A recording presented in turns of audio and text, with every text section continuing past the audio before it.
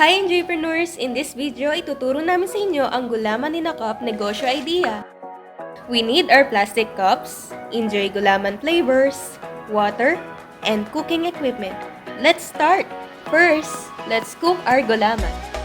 In a pot, dissolve content of 1 pack of inJoy flavored gulaman in 750 ml of water. Cook over medium heat with stirring. Once it starts to boil, remove from heat. Pour into mold and let it cool. This is applicable to different flavors too. Next is we cut the gulaman into cubes or your desired shape.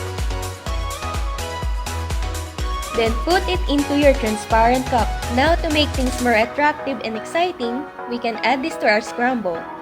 Diba? Parang ice cream topping siya. Parang buko pandan salad. You can make this in different sizes na rin. Pwedeng ibenta ng 15 to 20 pesos sa inyong community. Ano pa ang recipe request ninyo? Comment down below. Thanks for watching! Bye!